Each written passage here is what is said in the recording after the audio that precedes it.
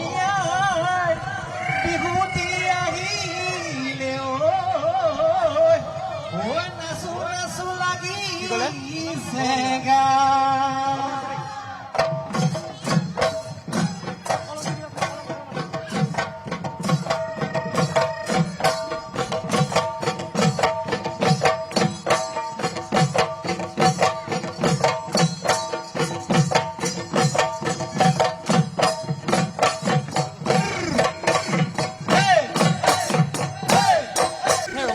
প্ৰাক্ষণত এনেধৰণে বিভিন্ন ঠাইত কৰ্মশালা অনুষ্ঠিত হৈ আছে আৰু এই মুহূৰ্তত মই উপস্থিত আছোঁ সোণাপুৰত আৰু সোণাপুৰ আঞ্চলিক ছাত্ৰ সন্থাৰ উদ্যোগত আৰু আন্তঃ সোণাপুৰ শাখা ছাত্ৰ সন্থাৰ সহযোগত এনেধৰণে 13 দিনীয়াকৈ তেওঁলোকে বিহু নাচৰ বিহু ঢোল বাদনৰ কৰ্মশালা অনুষ্ঠিত কৰিছিলে আৰু তাৰপিছত আজিৰ দিনটোত তেওঁলোকে এয়া ৰঙালী বিহু আদৰণি উৎসৱ তেওঁলোকে অনুষ্ঠিত কৰিছে আৰু দেখিছে যে প্ৰায় 2 সহস্ৰাধিক কণ কণ নাচনীয়ে কণ কণ ঢুলীয়া এনেধৰণে জীপাল কৰি তুলিছে। এই যি সোণাপুৰৰ মিনি ষ্টেডিয়াম আছে জীপাল কৰি তোলা পৰিলক্ষিত হৈছে ঢোলৰ গম গমনিত আৰু নাচৰ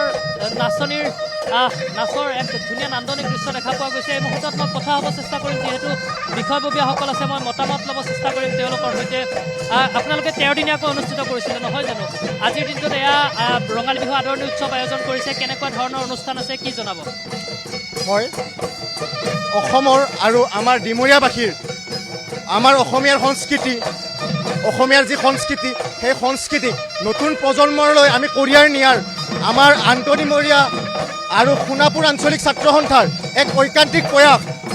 এই ঐকান্তিক প্ৰয়াস আমাৰ ডিমৰীয়া ৰাইজৰ সহযোগত আমি আন বছৰৰ দৰে এই বছৰো আমি 12 দিনীয়াকৈ আমি আয়োজন কৰিছোঁ আৰু এই অনুষ্ঠানটি ৰাইজৰ সহযোগত ডিমৰীয়াৰ সকলোতকৈ বৃহৎ মুকলি বিহুৰ আমি এক বিশ্ব আৰু আমাৰ অসমৰ ৰাইজৰ এক চিনাকি দিবৰ আমি অপাৰ চেষ্টা কৰি আহিছোঁ।